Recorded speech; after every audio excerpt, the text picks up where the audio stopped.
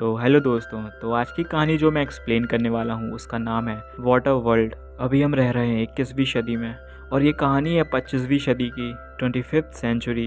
ये एक ऐसा समय है जहाँ पे सभी ग्लेशियर्स पिघलने के कारण पानी 25,000 फीट तक ऊपर आ चुका है, जिसके कारण पूरी दुनिया पानी में डूब चुकी है। और अब इस दुनिया में रहने वाले लोगों के लिए ज़मीन तो मानो एक कल्पना मात्र चीज़ है। अब इस दुनिया में जितने भी लोग जिंदा हैं वो पानी के ऊपर रहते हैं और इन्हीं सब में से एक है मरीना। ये भी अपनी नाव में अकेला रहता है। जहाँ हम मरीना को देखते हैं जो कि अपना ही टॉयलेट फिल्टर करके पानी के तौर पे पीता है। इस दुनिया में साफ पानी मिलना भी काफ़ी मुश्किल है। यहाँ पे समुद्र का पानी भी यहाँ नहीं पिया जा सकता। मरीनल वो पानी पी लेता है। फिर तभी उसके पास एक नाव आती है जिस पर मरीनल उस नाव वाले से कहता है कि जब दो नाव वाले मिलते हैं तो हमें आपस में चीज़ों को अदला बदली करना होता है। जिस पर वो दूसरा नाव वाला कहता है कि मुझे तुमसे कुछ भी नहीं चाहिए, और वो मरीनल की नाव में आ जाता है। वो मरीनल से कहता है कि मैं अभी जल बस्ती से आ रहा हूँ जो कि यहाँ से 8 दिन की दूरी पे है। वो लोग बातें कर ही रहे होते हैं तभी मरीनल को दूर दो नाव वाले देखते हैं। उस नाव में समुद्री लुटेरे होते हैं जिनको स्मोकर्स कहा जाता है। वो दूसरा नाव वाला भी मौके का फ़ायदा उठाकर मरीनल के कुछ सेब को चुरा कर अपनी नाव में चला जाता है और वो दूरी से मरीनल को कहता है कि तुम्हारी नाव तो बहुत कचरा है, मैं तो यहाँ से भाग जाऊँगा और तुम मारे जाओगे। और वो मरीनल के फली दिखा के मरीनल को चिढ़ाता है कि देखो मैंने तुम्हारे फल चोरी कर लिए। ये देखकर मरीनल अपनी नाव के बड़े बड़े पर्दे खोल देता है। उसकी नाव ट्रांसफॉर्म होने लगती है। असल में इस नाव को ट्रीमरल कहा जाता है जो कि बहुत ही एडवांस होती है। और वो तेज़ी से उस दूसरे नाव वाले के साइड से निकलता है जिसके कारण उसके नाव के पर्दे टूट जाते हैं और उसकी स्पीड भी काफ़ी कम हो जाती है। और पीछे से जो स्मोकर्स आ रहे होते हैं वो उसे मार देते हैं, लेकिन मरीनल वहाँ से बच के निकल जाता है। वो उसी नाव वाले के बताए हुए रास्ते पे जाता है जहाँ कुछ दिन बाद वो उस जल बस्ती पर पहुँच जाता है। वो जल बस्ती के अंदर इस तरह नहीं जा सकता था। असल में जल बस्ती वाले से अब व्यापारियों को ही अंदर लेते थे जिनके पास बेचने के लिए कुछ कीमती सामान हो। इसलिए मरीनल अपने नाव में जितने भी कीमती सामान होते हैं वो उनको दिखाता है, लेकिन वो उनको बिल्कुल भी पसंद नहीं आते। फिर मरीनल उनको रेत का एक डब्बा दिखाता है जिसको देखने के बाद वाटर गेट के दरवाजे खुल जाते हैं और मरीनल को अंदर आने दिया जाता है। असल में अब इस दुनिया में रेत जैसी चीज़ भी हीरो के भाव बिकती है। और सिर्फ यही नहीं, पेपर, लकड़ी, इनमें से किसी ने भी आज तक ज़मीन को नहीं देखा है, इसलिए ये ज़मीन में मिलने वाली चीज़ें इनके लिए बहुत ही कीमती होती है। मरीनल उसे अपनी रेत दे देता है और वो उसे तोलता है जो कि 3.5 किलो होती है, जिसके बदले वो 62 सिक्के ऑफर करता है।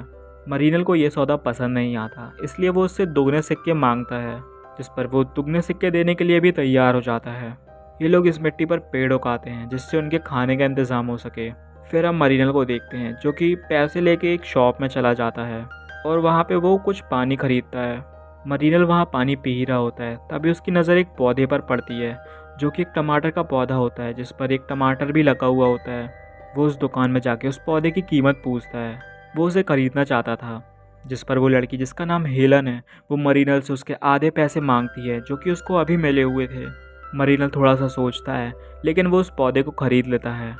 इस लड़की का नाम हेलन होता है जिसके साथ एक बच्चा भी होता है। ये बच्चा उसका नहीं होता लेकिन फिर भी वो उस बच्चे का ख्याल रखती है। उस लड़की का नाम एनोला होता है। फिर उसके बाद हम मरीनल को देखते हैं जो कि उस शिप से जा रहा होता है, लेकिन तभी वहाँ पे बस्ती वाले उसको रोक लेते हैं। एक औरत अपनी लड़की को लेके मरीनल के सामने आ जाती है और वो मरीनल से कहती है कि तुम मेरी बच्ची के साथ संबंध बना लो। असल में यहाँ पे बाहर से बहुत ही कम लोग आते हैं और इन बस्ती वालों के जीन्स भी ख़राब हो चुके हैं, जिसके कारण इनकी जनरेशन भी आगे नहीं बढ़ पा रही है। इसलिए वो मरीनल से रिक्वेस्ट करते हैं कि तुम मेरी बच्ची के साथ संबंध बना लो। मरीनल उनको साफ मना कर देता है और कहता है कि मुझको देने के लिए तुम लोग के पास कुछ भी नहीं है। और ये बोल के वो वहाँ से जाने लगता है, लेकिन तभी बस्ती वाले उसे पकड़ लेते हैं। वहाँ उन लोगों को लग रहा होता है कि शायद ये कोई स्मोकर है, यानी समुद्री लुटेरा। तभी एक बस्ती वाला मरीनल के कान के पीछे देखता है जहाँ पे उसको दिखाई देता है कि उसके कान के पीछे गेल्स हैं, और वो काफ़ी ज़ोर से चिल्लाता है कि ये तो म्यूटेंट है। इसलिए सभी लोग उसको पकड़कर एक केज में बंद कर देते हैं और अगले दिन उसे मड में डुबाया जाता है। असल में इस बस्ती में कोई मरता है तो उसे मड में डुबाया जाता है ताकि उसके शरीर से खाद बनाई जा सके। और वो मरीनल के साथ भी ऐसे ही कर रहे होते हैं। वो सभी लोग म्यूटेंट से काफ़ी नफरत करते हैं। इस दुनिया में टोटल 3 प्रकार के लोग हैं। पहले आम लोग जो कि बस्ती वाले होते हैं, जो कि मेहनत करके अपना पूरा दिन गुजारते हैं। दूसरे वो लोग जिनको हम स्मोकर्स के नाम से जानते हैं, जो कि लोगों को मार के उनका सामान लूट लेते हैं। और तीसरे ऐसे लोग जो कि म्यूटेंट्स हो चुके हैं। वो इस समय के साथ इवॉल्व हो चुके हैं और उनके कान के पीछे गिल्स आ चुके हैं। अब वो पानी के अंदर भी सांस ले सकते हैं। और इन जैसे लोगों को बाकी लोग म्यूटेंट्स बुलाते हैं और ये लोग इनको बिल्कुल पसंद नहीं करते, इसलिए वो मरीनल को मार रहे होते हैं। फिर जल बस्ती पर स्मोकर्स हमला कर देते हैं और वो वहाँ पे काफ़ी सारे लोगों को मार देते हैं। और ऐसी भागादौड़ में हम एक बंदे को देखते हैं। ये एक साइंटिस्ट होता है और इसने उड़ने वाला बलून बनाया हुआ होता है। वो अपने साथ एनोला और हेलेन को भी ले जाना चाहता था, लेकिन जब तक वो लोग वहाँ पहुँचती तब तक वो बलून उड़ चुका होता है और वो दोनों वहीं पीछे छूट जाते हैं। फिर एनोला और हेलेन बाहर मरीनल को देखती है, जो कि केज में बंद होता है और वो मड में डूब रहा होता है। वो भागकर मरीनल को बचाने के लिए जाती हैं और वो बचाने के बदले मरीनल से पूछती हैं कि अगर तुम्हें हमने बचाया तो तुम हमें अपने साथ लेके जाओगे, जिस पर मरीनल भी मान जाता है और वो मरीनल को बचा लेती हैं। और उसके बाद ये तीनों के तीनों यहाँ से निकल जाते हैं और वहाँ पे सभी स्मोकर्स उस बस्ती में हमला करके उसको अपने कब्जे में ले लेते हैं। वहाँ पर उन सभी स्मोकर्स का सरदार भी होता है, जिसका नाम होता है डीकन। वो बोलता है कि मुझे वो लड़की चाहिए जिसके पीठ के पीछे टैटू बना है। असल में ये लोग एनोला के बारे में बात कर रहे होते हैं। इन सभी को ऐसा लगता है कि इसके पीछे जो टैटू बना हुआ है वो ड्राई लैंड का नक्शा है, इसलिए वो एनोला को ढूंढते हुए यहाँ पे आए हैं। फिर हम मरीनल को देखते हैं, जो कि हेलन से कहता है कि हमें एनोला को मारना होगा, क्योंकि हमारी नाव पे इतना पानी नहीं है कि वो हम तीनों को काफ़ी हो। यहाँ पे पानी की कीमत भी बहुत ज़्यादा होती है और वो लोग समुद्र का पानी भी नहीं पी सकते और इनके पास पानी का कोई और स्रोत बिल्कुल भी नहीं है।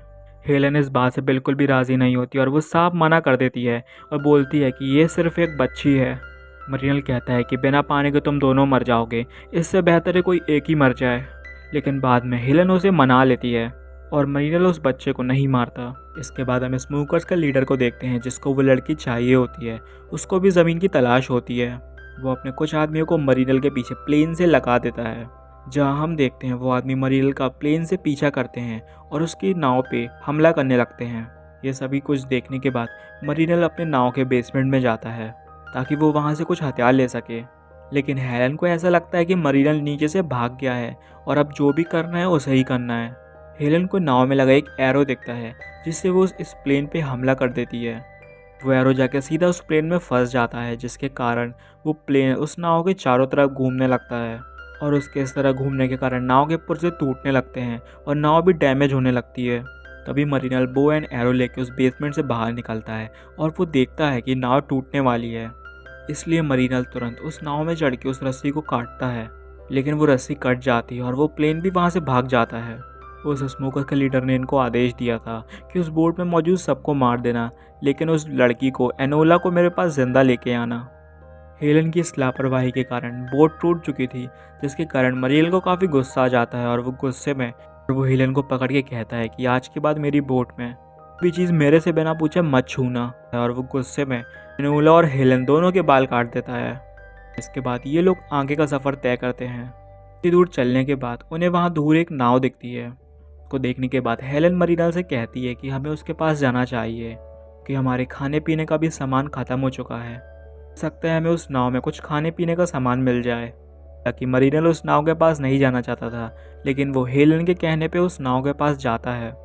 पे यहाँ पे एक दूसरे से इनको सामान की अदला बदली करनी होती है। यहाँ पे वो दूसरा नाव वाला हेलन को भी देख लेता है और वो ये हेलन के बदले एंटिक आइटम ऑफर करता है। और ये एंटिक आइटम होता है पेपर।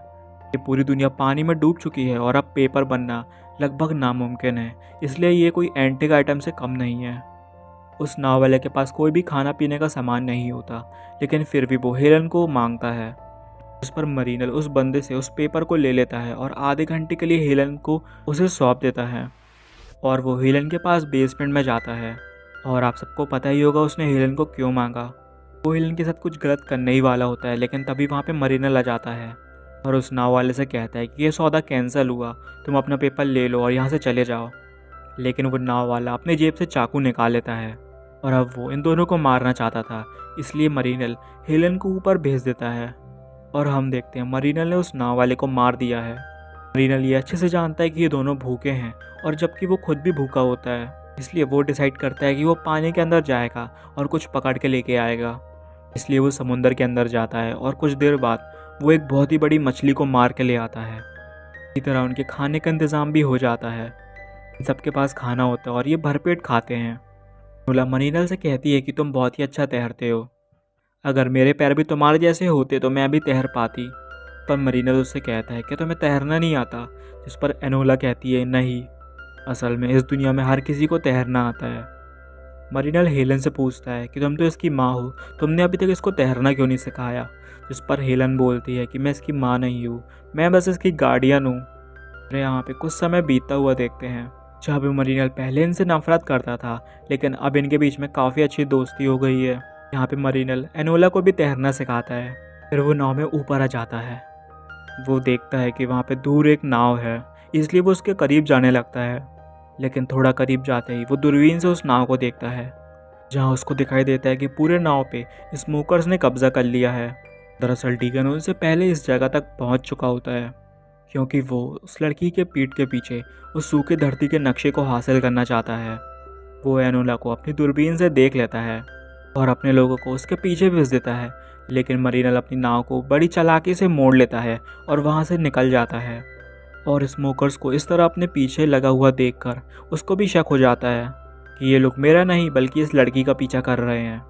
वो हेलन को पकड़ के उससे पूछता है कि आखिर सच क्या है, तुम मुझे बता, तुम मुझसे कुछ छुपा रही हो। मुझे पता है कि वो लोग इस लड़की का पीछा कर रहे हैं और इसके पीठ के पीछे भी कुछ अजीब सा टैटू बना हुआ है। हेलन बोलती है कि हाँ तुम सही हो, वो लोग हमारे नहीं, वो लोग एनोला के पीछे पड़े हुए हैं, क्योंकि उसके पीठ के पीछे सूखी धरती तक जाने का नक्शा है। जिस पर मरीनल कहता है कि ऐसा कुछ भी नहीं है, ये सब बकवास की बातें हैं। लेकिन हेलन मरीनल से कहती है कि जब हमें एनोला मिली थी, उसकी टोकरी में सूखी मिट्टी थी, जो कि तुम्हारी सूखी मिट्टी से कहीं ज़्यादा अच्छी थी। इसलिए सभी को ऐसा लगता है कि उसके पीठ के पीछे जो टैटू है वो सूखी धरती तक जाने का नक्शा है। और तुम ऐसा क्यों बोल रहे हो कि तुम्हें सूखी धरती के बारे में कुछ भी नहीं पता?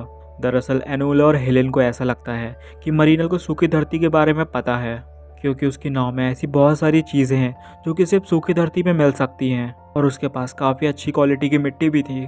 जिस पर मरीनल हेलेन से बोलता है कि तुम बेवकूफ़ हो जो ऐसी बातों में यकीन करती हो, ऐसी चीज़ आज तक किसी ने देखी ही नहीं है और ऐसी चीज़ हो ही नहीं सकती। जिस पर हेलेन मरीनल से कहती है कि तुम्हारे पास वो कांच और वो गाने बजाने वाला बॉक्स, वो सिर्फ सूखी धरती पे बनाया जा सकता है, वो सब तुम्हारे पास कहाँ से आया? जिस पर मरीनल कहता है कि तुम्हें सूखी धरती देखनी है तो फिर पानी में आओ। वो उसे पानी में ले आता है और वो उसे बॉक्स में एक बंद कर देता है। फिर मरीनल उन्हें पानी के अंदर गहराई में लेके जाता है, जहाँ पर हम लोग देखते हैं कि पूरा एक शहर पानी के अंदर डूबा हुआ होता है, और मरीनल यहीं से चीज़ें ऊपर लेकर जाता था। वो हेलेन को नीचे इसलिए लाया होता है ताकि वो उसे एहसास दिला सके कि ऐसी जगह सिर्फ एक कल्पना मात्र है। और ये सब नज़ारे देखने के बाद वो उसे ऊपर लेकर आता है, और वो लोग जैसे ही ऊपर आते हैं तो देखते हैं कि स्मोकर्स ने उनके नाव में पूरी तरह कब्जा कर लिया है।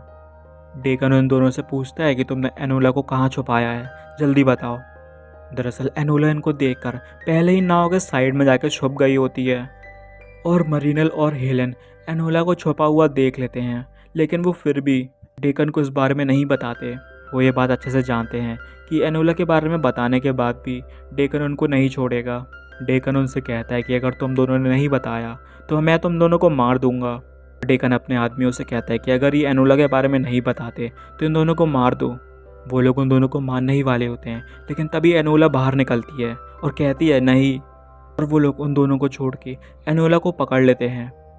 और अब डेकन को वो नक्शा मिल चुका है, इसलिए वो अपने आदमियों से कहता है कि इन दोनों को मार दो। और उनके मारने से पहले मरीनल और हेलेन पानी में कूद जाते हैं। स्मोकर्स उन पे अभी भी ऊपर से हमला कर रहे होते हैं, और उनको अच्छे से पता होता है कि इनको अगर जिंदा रहना है तो इनको पानी के ऊपर आना ही होगा। हालांकि मरीनल तो पानी के अंदर सांस ले सकता है, उसके पास गिल्स हैं, लेकिन हेलेन तो एक इंसान है और वो 1 मिनट से ज़्यादा पानी के अंदर नहीं रह सकती। इसलिए मरीनल उसे अपने मुंह से ऑक्सीजन देता है, और काफ़ी देर बाद वो लोग पानी के ऊपर आते हैं, जहाँ पर स्मोकर्स ने उनकी नाव को जला दिया होता है, और अब वो नाव चलने की हालत में बिल्कुल भी नहीं होती। फिर वो लोग उस नाव के ऊपर आ जाते हैं। मरीनल अपनी नाव से ज़्यादा एनोला के लिए दुखी था, और हेलेन उसकी इस तरह अच्छाई देखकर उससे काफ़ी प्रभावित हो जाती है, और फिर वो दोनों करीब आ जाते हैं। और कुछ देर आराम करने के बाद मरीनल अपनी नाव के बेसमेंट में जाता है ताकि वो अपना कुछ सामान ले सके, लेकिन तभी उसको एक बुक मिलती है जो कि उसी आदमी की होती है जिसको उसने मार दिया होता है। उसमें एक आइलैंड का चित्र बना होता है जिसमें काफ़ी पेड़ और सूखी ज़मीन होती है, और उसको एक वैसे ही सेम तस्वीर दिखाई देती है जो कि एनोला ने बनाई होती है। मरीनल ये बात अच्छे से जानता है कि एनोला को चित्र बनाना काफ़ी अच्छा लगता है। वो जो भी चीज़ देखती है वो उसकी तस्वीर बनाने लग जाती है, और अगर ऐसा है तो एनोला इसका मतलब सूखी धरती पे जा चुकी है। लेकिन मरीनल बोलता है कि अब वो लोग कुछ भी नहीं कर सकते क्योंकि उनकी नाव पूरी तरह तबाह हो गई है। अब वो लोग यहाँ से कहीं भी नहीं जा सकते। लेकिन तभी वो लोग आसमान में उड़ते हुए बलून को देखते हैं। वो ग्रेवर होता है जो कि अपने उड़ने वाले बलून से उनके पास आ गया होता है। ये वही साइंटिस्ट होता है जो कि जल बस्ती तबाह होने के बाद वहाँ से अपने बलून में निकल गया था। वो हिलन को देख के उसको पहचान लेता है और वो उनसे कहता है कि अच्छा हुआ तुम लोग ने अपनी नाव जला दी, इसके धुएं को देखकर मैं तुम लोग को ढूंढ पाया। और वो इन दोनों को अपने बलून में ऊपर ले जाता है। वो उन दोनों को पास ही में एक बस्ती में ले जाता है। यहाँ पे वो लोग होते हैं जो जल बस्ती टूटने के बाद यहाँ पर आ गए। और वहाँ पहुँचने के बाद मरीनल सबसे बोलता है कि मैं एनोला को ढूंढने के लिए यहाँ से जा रहा हूँ। और वो स्मोकर्स के अड्डे में पहुँच जाता है और वो स्मोकर्स के जहाज में चला जाता है। उस जहाज में काफ़ी सारे लोग होते हैं जो कि अपने सरदार डीकन से पूछते हैं कि हम सूखी धरती तक कब तक पहुँचेंगे। जहाँ डीकन उन सभी से झूठ बोलता है कि हमें नक्शा मिल चुका है और अब हम उसे नक्शे की दिशा में निकलेंगे। असल में उन सभी को नक्शा तो मिल चुका होता है, लेकिन उस नक्शे को आखिर किस तरीके से पढ़ना है ये इनमें से किसी को भी नहीं पता होता। लेकिन उन सभी लोगों को ऐसा लगता है कि डीकन सच बोल रहा है और इस बात से उनमें काफ़ी जोश आ जाता है। इसलिए वो जहाज़ के नीचे जाते हैं और चप्पू चलाने लगते हैं। फिर हम देखते हैं मरीनल जहाज़ में सामने आ जाता है। उसके पास एक बंदूक होती है और वो डीकन से कहता है कि उसे वो लड़की चाहिए। जिस पर डीकन मरीनल से कहता है कि अब तुम यहाँ से ज़िंदा नहीं जा सकते। फिर तभी मरीनल अपने जेब से एक मशाल निकालता है और उसके साइड ही में तेल का एक पाइप गया होता है। वो उस तेल के पाइप में उस मशाल को जलाकर डाल देता है, जिससे उस जहाज़ में बहुत ही बड़ा ब्लास्ट होता है और उस धमाके से उस जहाज़ में काफ़ी सारे स्मोकर्स जल के मारे जाते हैं। तभी मरीनल एनोला को ढूंढने के लिए उस जहाज़ के ऊपर जाता है, लेकिन वो देखता है कि डीकन एनोला को लेकर नीचे पहले ही जा चुका है। डीकन एनोला को लेकर एक जहाज़ में चला जाता है और वो वहाँ से जाने ही लगते हैं। लेकिन तभी मरीनल उसके प्लेन में एक हुक फंसाकर उसके प्लेन को क्रैश कर देता है और उसका प्लेन वहीं शिप पर गिर जाता है। वो बड़ा सा जहाज़ भी अब डूबने लगता है। लेकिन तभी हेलन और ग्रीगोर अपने उड़ने वाले बलून में उस जहाज़ के पास आ जाते हैं और वो उस जहाज़ में एक रस्सी फेंकते हैं, जिसकी मदद से एनोला और मरीनल उस उड़ने वाले गुब्बारे के ऊपर आ जाते हैं। वो लोग बच जाते हैं और नीचे उस जहाज़ में एक बहुत ही बड़ा धमाका होता है, जिसके कारण जितने लोग बचे थे उनमें से भी काफ़ी सारे लोग मारे जाते हैं। लेकिन डीकन और उसके साथ कुछ स्मोकर्स वहाँ पे बच जाते हैं। वो लोग वाटर स्कूटर में जाके बैठ जाते हैं और उस बलून का पीछा करते हैं, जहाँ पे डीकन अपनी बंदूक से एनोला पे गोली चलाता है। लेकिन वो गोली एनोला को ना लग के उसके साइड में लगती है, जिसके कारण एनोला पानी में गिर जाती है। ये देखकर डीकन और उसके साथ दो लोग तेज़ी से एनोला की तरफ बढ़ते हैं। वो लोग उसकी तरफ बढ़ ही रहे होते हैं, लेकिन तभी मरीनल अपने पैर में एक रस्सी बांधता है और जिस तरह बंजिंग जंपिंग की जाती है उसी तरह मरीनल भी उसी एयर बलून से कूद जाता है और एनोला को पकड़ के ऊपर ले आता है। और वो तीनों स्मोकर जो कि तेज़ी से एनोला की तरफ आ रहे होते हैं, वो तीनों आपस में टकरा जाते हैं, जिसके कारण एक बहुत ही बड़ा धमाका होता है और यहाँ डीकन और उसके साथी भी यहाँ पे मारे जाते हैं और इस तरह मरीनल एनोला को बचा लेता है।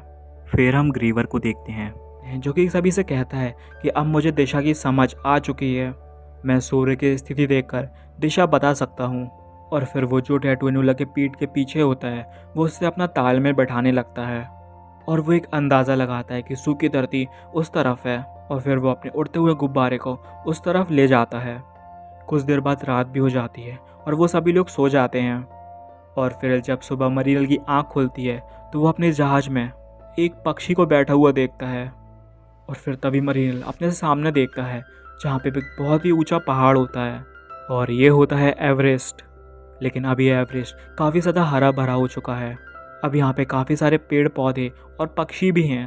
और जब ये उस पहाड़ के ऊपर जाते हैं तो वहाँ पे उनको एक घर दिखाई देता है जिसके अंदर दो कंकाल होते हैं और ये दोनों एनोला के माँ बाप होते हैं। यहाँ पे टैटू बनाने का भी काफ़ी सामान होता है। दरअसल एनोला के माँ बाप को ये अच्छे से पता था कि वो मर रहे हैं और एनोला भी इस जगह पर अकेले ज़िंदा नहीं रह पाएगी, इसलिए वो एनोला के पीठ के पीछे इस सूखी जगह का नक्शा बना देते हैं और उसको टोकरी में रख के उसके साथ सूखी मिट्टी भी रख देते हैं ताकि एनोला जिसको भी मिले उसको ये पता चल सके कि यहाँ पे एक सूखी ज़मीन भी है जहाँ वो रह सकते हैं। और एनोला के माँ बाप ने जैसा सोचा होता है ठीक वैसा ही होता है। एनोला फाइनली अपने घर आ चुकी है।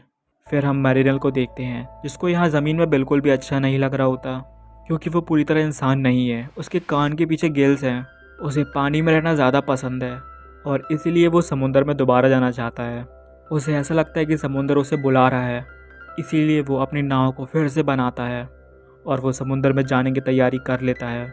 हालांकि एनोला और हेलेन बिल्कुल भी नहीं चाहते कि वो दोबारा उस समंदर में जाए, और हेलेन उससे प्यार भी करती है, इसलिए वो बिल्कुल नहीं चाहती कि मरीनल उससे दूर जाए। लेकिन मरीनल अपनी चाहत से वापस उस जगह में चला जाता है जहाँ पे उसकी असली जगह है, यानी कि समंदर।